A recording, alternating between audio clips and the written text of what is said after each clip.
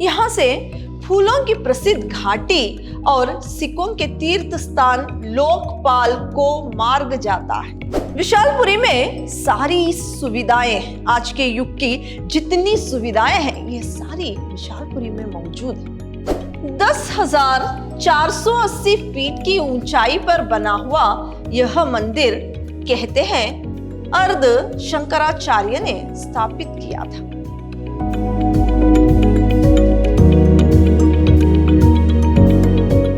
प्रणाम, मैं Rihanna yes, अति उत्तम विद्याश्रम की हिंदी प्रवक्ता। मेरे द्वितीय पीयूसी के जितने भी विद्यार्थी हैं, मैंने आपको मेरी बद्रीनाथ यात्रा जो आपके लिए पाठ है हिंदी पाठ्य पुस्तिका में, तो इसमें कुछ जानकारी आपको दी थी और आगे की जानकारी आज हम प्राप्त करेंगे। पिछली कक्षा में आपका पाठ जो है यहां तक हो गया था कि बद्रीनाथ की जो यात्रा के लिए विष्णु प्रभाकर और उनके दल, जो उनके साथ जो दल था, ये सब क्या है, वहां के वैभव को, वहां की सुंदरता को देखते हुए आगे बढ़ते हैं और वो पांडुकेश्वर पहुंचते हैं। वहां पर क्या है, पांडवों ने वहां जो मंदिर को बनाया था उस मंदिर को देखते हैं। फिर जो अंतिम बार उन्होंने चौसर जहां पर खेला था उसको भी, उस स्थान को भी देखते हुए वो आगे बढ़ते, वहां पर ठहरते नहीं, फिर वो आगे बढ़ते। यहां तक आपका पिछली कक्षा में पाठ हो गया था। तो फिर जो पांडुकेश्वर है, यहां से फूलों की प्रसिद्ध घाटी और सिखों के तीर्थ स्थान लोकपाल को मार्ग जाता है। जो पांडुकेश्वर जहां पर वो गए थे, वहां पर एक फूलों की प्रसिद्ध घाटी भी है, फूलों की प्रसिद्ध घाटी है और सिखों के लिए जो तीर्थ स्थान है लोकपाल, यहीं से उसका रास्ता भी जाता है। वहीं सब देखते हुए हम 3 जून को अंतिम पड़ाव की ओर चले। फिर ये सब वो देखने के बाद 3 जून को वे अंतिम पड़ाव के लिए निकल पड़े, यानी बद्रीनाथ के मंदिर को यहां से वो निकल पड़ते हैं। यही उनका अंतिम पड़ाव था। देखिए यहां पर क्या है, वहां से निकलने के बाद वो कंचन गंगा को पार करके कुबेर शिला के पास पहुंच गए। वहां पर जो अलकानंदा क्या है, बहुत सुंदरता से बहती है, कभी ऊपर से गिरते हुए, कभी क्या है भूतल में बहते हुए, और क्या है ये सारे दृश्य को देखते हुए वे क्या है कंचन गंगा को पार करके क्या है यहाँ पर कुबेर शिला को पहुंचते हैं। कुबेर शिला के पास वो पहुंचते हैं। यह वो स्थान है जहां से यात्रियों को विशालपुरी के प्रथम दर्शन होते हैं। ये क्या है, कुबेर शिला जो है वो क्या है, ऐसा स्थान है कि यहीं से वो क्या है, यात्री सारे लोग जो हैं वो विशालपुरी के प्रथम दर्शन होते हैं। यात्रियों को विशालपुरी के प्रथम दर्शन यहीं से होते हैं। फिर तूफान आ रहा था और मैं इस पुरी को पहले ही देख चुका था, फिर भी मुझे रोमांच हो आया। मंजिल पर पहुंच जाने पर रोमांच हो ही आता है। तो ये सब कुछ इन्होंने पहले भी देखा था, यानी पहले भी ये हिमालय आ चुके थे बद्रीनाथ की यात्रा पर, तो ये सब उन्होंने पहले भी देखा था। लेकिन जब मंजिल पर आ जाते हैं तो और भी इच्छा होती है कि और भी उसको देखा जाए। तो ये जो रोमांच है, ये क्या है, इनको हो, विष्णु प्रभाकर जी को क्या है, ऐसा रोमांच उनको हो आता है। तो यहां पर देखिए, वहां पर तूफान आ रहा था, लेकिन तूफान आ रहा था और मैं इस पुरी को पहले भी देख चुका था। यानी यहाँ पर विष्णु प्रभाकर जी कह रहे हैं कि पहले यहाँ पर क्या है, तूफान आ चुका था, तूफान भी आ रहा था और क्या है, पहले ये उस पुरी को देख चुके हैं।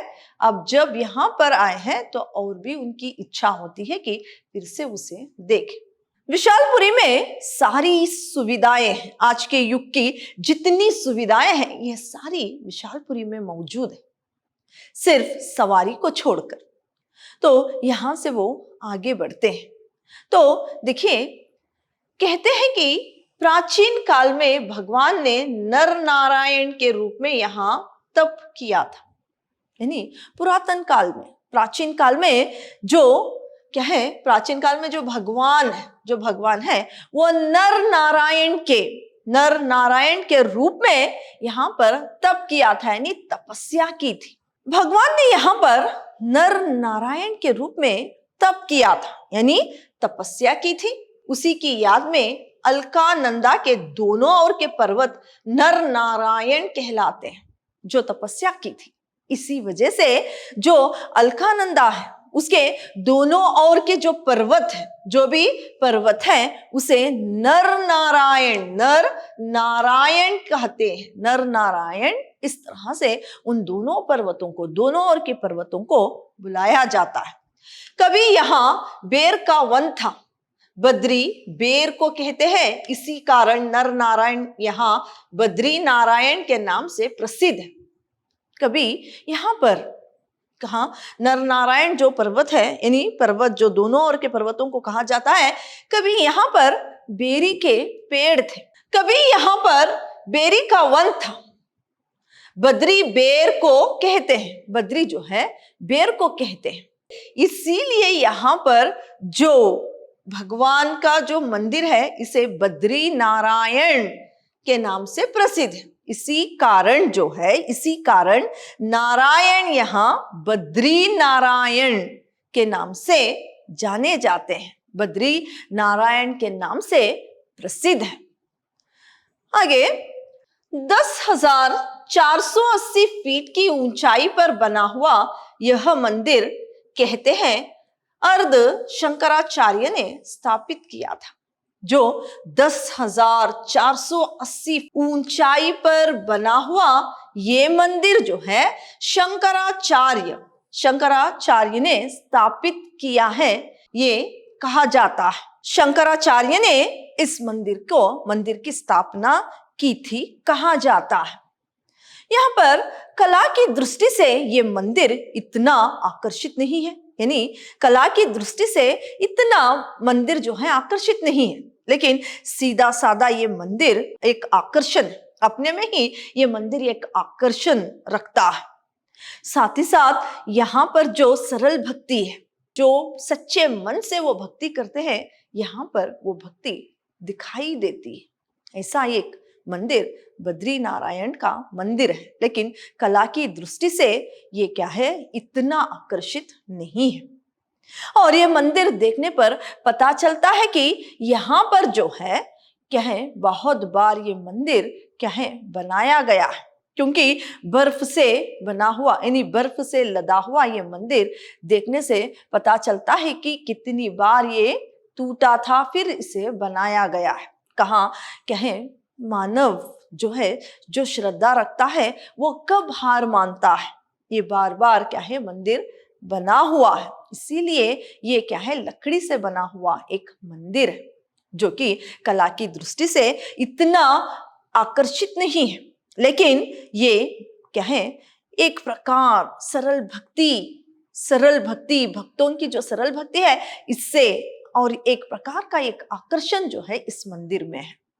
इस मंदिर को देखने से पता चलता है कि हिम के तूफानों ने कितनी बार इस मंदिर को क्या है ध्वस्त किया था, लेकिन मानव जो है कब हार मानता है, मानव जो है कब हार मानता है अपनी श्रद्धा से, फिर से ये मंदिर फिर से बनाया गया है।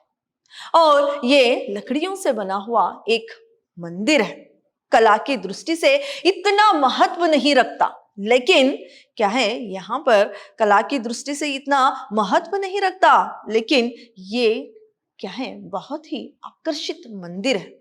और भक्तों की श्रद्धा इस मंदिर में होने की वजह से क्या है, ये मंदिर जो है बहुत ही आकर्षित है। आगे विष्णु प्रभाकर जी कहते हैं कि 3 दिन तक हम इस प्रदेश का वैभव देखते रहे। 3 दिनों तक हम उस प्रदेश का, जो है जहां पर वे गए थे उस प्रदेश का वैभव वे देखते रहे।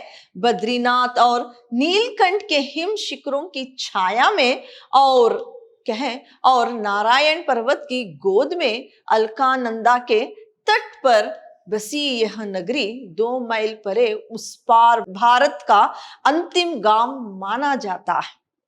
क्या है ये जो बद्रीनाथ और नीलकंठ के हिम शिखरों की छाया में जो है, जो हिम के पर्वत है उसकी छाया में जो ये मंदिर है, जो ये बद्रीनाथ का मंदिर है, और नारायण पर्वत की गोद में जो अलकानंदा के तट पर, अलकानंदा के किनारे जो बसी ये छोटी सी एक नगरी, इसकी 2 मील पार भारत जो हमारा देश है, भारत का अंतिम गांव माना जाता है। ये क्या है, इसका अंतिम यानी भारत का अंतिम गांव माना जाता है। फिर यहाँ पर जो है लाल चोंच और लाल पंजे वाले कौवे रहते हैं, पक्षी, यानी लाल चोंच और लाल पंजे वाले पक्षी यहाँ पर देखने को मिलते हैं, जो कौवे हैं। और यहाँ पर उन पक्षियों को भी देखा। फिर वो कहते हैं कि यहाँ के सौंदर्य का क्या है, हमने आनंद उठाया। फिर इन्होंने यहाँ पर रक्तवर्णी निवासी जो लाल चोंच और लाल पंजों वाले कौओं को देखा। फिर क्या है, वसुधरा में जो वसुधरा का जो प्रपात है, इस प्रपात को भी इन्होंने देखा और वहां के सौंदर्य को ये देखते रहे।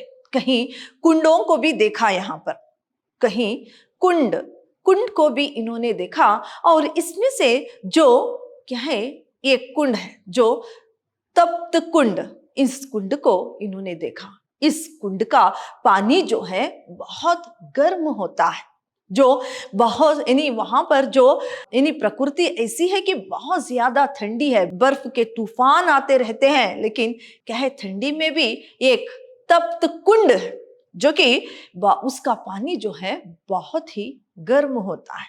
और हाथ से छूने के लिए भी क्या है, डर लगता है। और वहां पर उस कुंड में जो है क्या है, वहां पर नहाते हुए वहां का आनंद हमने उठाया। इस तरह से क्या है, विष्णु प्रभाकर जी कहते हैं।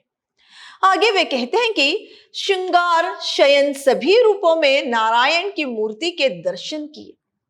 फिर वो कहते हैं कि श्रृंगार शयन सभी रूपों में जो नारायण की मूर्ति है उसके इन्होंने दर्शन किए। हरिजनों को मंदिर में प्रवेश करते देखा। इन्होंने जो हरिजन होते हैं, जो निम्न वर्ग के जो लोग होते हैं, निम्न जाति के लोग, यहाँ पर जो किस तरह से वो प्रवेश करते हैं, किस तरह से भगवान का दर्शन करते हैं, इसको भी इन्होंने यहाँ पर देखा था। फिर आगे कहते हैं कि भक्तों को गदगद होते देखा। भगवान की भक्ति में भक्तों को गदगद होते हुए भी इन्होंने यहाँ पर देखा। भावावेश में रोते देखा, परंतु उस मुक्त वातावरण में नाद द्वारा ब्रह्मा की उपासना करने वाले एक महात्मा का संगीत सुनकर जो आनंद आया वो बताया ना जा सकेगा। उन्होंने बताया कि आनंद आया वो बताया ना जा सकेगा। यहाँ पर वे क्या है, हरिजनों को भी क्या है, भगवान के दर्शन करते हुए देखा। भक्तों को क्या है, भगवान की भक्ति में गदगद होते हुए भी देखा, और भक्ति में क्या है, रोते हुए भी क्या है, बहुत सारे भक्तों को देखा। फिर आगे वो कहते हैं कि यहाँ पर जो मुक्त वातावरण में, इस मुक्त वातावरण में जो कि एक महात्मा, यहाँ पर देखिए, नाद द्वारा जो है ब्रह्मा की उपासना करने वाले एक महात्मा का इन्होंने वहां पर संगीत को सुना। तो इस संगीत का आनंद वे उठाने लगे। जो वो संगीत था वो सुनकर जो आनंद आया वो बता ना सकेगा। उस संगीत का आनंद इन्होंने उठाया और बता रहे हैं कि वो इतना अच्छा संगीत था कि उसको बताया भी नहीं जा सकता। इससे आनंद हमने वहां पर उठाया। फिर आगे वो कहते हैं कि इसके बाद जो इनका अंतिम पड़ाव वहां पर बद्री नारायण के दर्शन के बाद फिर से वो लौटकर अपने प्रदेश आना था। तो फिर वे क्या है, जहां पर वापसी होती है वहां तक आने के बाद कुलियों और इनके दल के जितने भी यात्री थे उन सब से विदा लेकर वे फिर अपने प्रदेश लौट गए। इस तरह से यहाँ पर बद्रीनाथ की यात्रा में जो इन्होंने उस यात्रा के द्वारा किस किस तरह से आनंद उठाया था और प्रकृति के दर्शन किए थे, फिर मंदिरों का जिक्र किया, पर्वतों का जिक्र किया है। इस तरह से यात्रा में जो इन्होंने आनंद उठाया था, हर एक स्मरण को इन्होंने बद्रीनाथ की यात्रा पाठ में रखा है। यानी मेरी बद्रीनाथ यात्रा जो पाठ आपके लिए है, इसके अंदर इन्होंने यात्रा के बारे में, यात्रा का जो वृत्तांत है, ये सारा इन्होंने यहाँ पर बताया है। तो पाठ आपका इतना ही था। अगली कक्षा में किसी और पाठ के बारे में चर्चा करेंगे। धन्यवाद।